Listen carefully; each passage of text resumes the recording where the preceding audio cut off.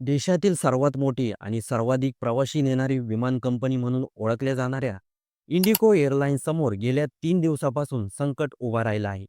सलग तिसऱ्या दिवशी इंडिगोची विमानसेवा मोठ्या प्रमाणात विस्कळीत झाल्यानंतर आज नागरी हवाई वाहतूक मंत्रालयाने तसंच DGCAने कंपनीच्या वरिष्ठ अधिकाऱ्यांना तातडीनं चर्चेसाठी बोलवलं आहे. संपूर्ण देशातल्या विमानतळावर ज्या प्रमाणात उड्डाण रद्द करण्यात आली त्याने प्रवाशांच्या सहनशीलतेचा आणि संयमांचा अक्षरशः कडेलोट झाला आहे. कारण 8 ते 10 तास प्रवाशांना विमानतळावर थांबवलं लागत आहे आणि त्यामुळे प्रवासी खूप चिडलेले आहे.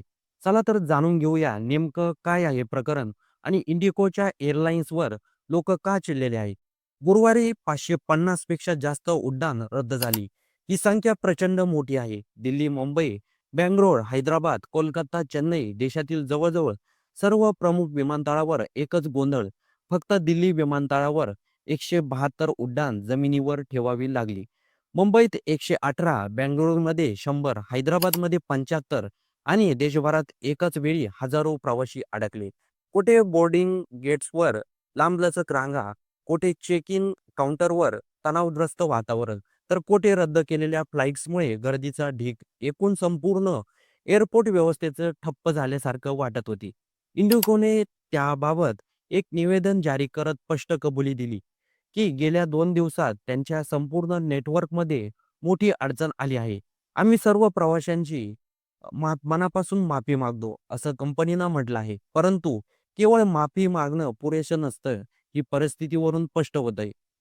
हवाई वाहतूक मंत्री राममोहन नायडू यांनी या प्रकरणी थेट नाराजी व्यक्त केली आहे. त्यांनी इंडिगोला स्पष्ट सांगितलं, कामकाज तातडीनं सुरळीत करा. विमान रद्द करत असाल तर प्रवाशांना वेळेत माहिती द्या. कुठलाही विमानतळावर तासनतास भटकू देऊ नका. आवश्यक असल्यास हॉटेलमध्ये निवासाची व्यवस्था करा आणि सर्वात महत्त्वाचे भाडेवाढ करू नका. मंत्र्यांच्या उपस्थित घेतलेल्या आढावा बैठकीत इंडिगोने एक महत्त्वाची माहिती दिली आहे.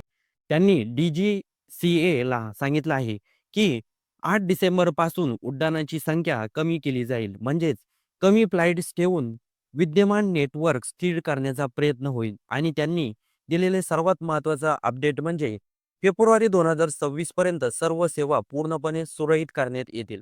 याचा अर्थ असा, सध्या दिसत असलेली ही गडबड काही तासांची किंवा काही दिवसाची नाही, तर काही महिने प्रवाशांना त्याचा त्रास सहन करावा लागू शकतो. या विस्कळीत व्यवस्थेमुळे प्रवाशांनी मोठी अडचण सोसली आहे. काही जणांच्या महत्त्वाच्या मीटिंग चुकल्या, काहींचं विदेशी कनेक्शन तुटलं, कुणी लहान मुलांसह तासनतास बसून राहिलं, कुणाला जेवण पाण्यासाठी व्यवस्थाच नव्हती. सोशल मीडियावर लोकांनी इंडिगो विरोधात तीव्र नाराजी व्यक्त केली आहे. सरकारने काही नियम पायलटसाठी काढले आहेत.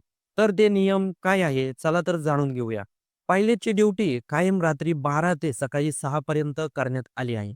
एखादा पायलट एका रात्रीमध्ये 10 तास उड्डाण करू शकतो आणि त्याचा उड्डाण टाइम 10 तास असेल असा नियमावलीमध्ये दाखवला आहे.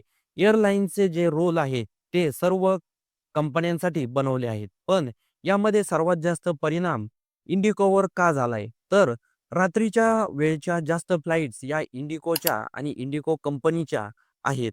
ही कॉर्पोरेट सेक्टरचे फॉलो करते. कमी एम्प्लॉय आणि जास्त फ्लाइट्स, जास्त काम आणि जास्त फायदा. नवीन नियमावली जाहीर झाल्यामुळे सर्वांनाच आपल्या फ्लाइट्स कॅन्सल कराव्या लागल्या आहे. इंडिगो एक अशी कंपनी आहे ज्याच्याकडे पहिल्यापासूनच जास्त फ्लाइट्स आहेत आणि येथेच त्यांचं सगळं नियोजन बिघडलं. इंडिगोची सुरुवात ही 2006 मध्ये झाली. 2006 मध्ये त्यांच्याकडे एक फ्लाइट होती. त्यावेळी इंडिगोचा कमी पैशात चांगली सर्व्हिस देण्याचा इंडिगोचा हेतू होता. आता 2025 मध्ये इंडिगोकडे 500 ते 600 विमान आहेत. इंडिगोच्या जवळजवळ 2200 ते 2700 फ्लाइट सुरूच असतात. इंडिगोच्या 90 पेक्षा जास्त शहरांमध्ये फ्लाइट्स आहेत. काही आंतरराष्ट्रीय देखील आहेत. जर भारतामध्ये सगळ्या कंपन्या मिळून 100 प्रवासी प्रवास करत असतील, तर त्यातले 75 प्रवासी हे इंडिगोच्या फ्लाइट्सने प्रवास करतात. हा इंडिगोचा रेशो बघता तुमच्या लक्षात आला असेल.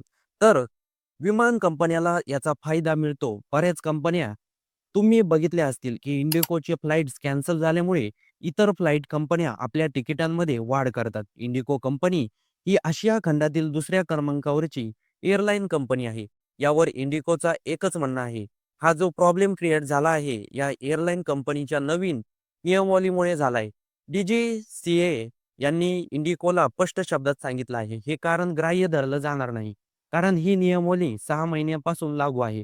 तुम्ही आधीच याची तयारी करायला हवी होती.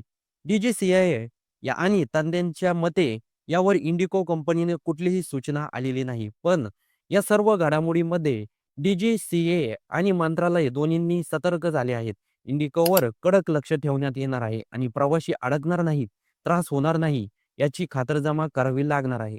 एकूणच सध्या विमान सेवेत निर्माण झालेला हा गोंधळ हा इंडिगोसाठी नव्हे, तर देशाच्या संपूर्ण विमान वाहतूक व्यवस्थेसाठी एक मोठा धक्का आहे.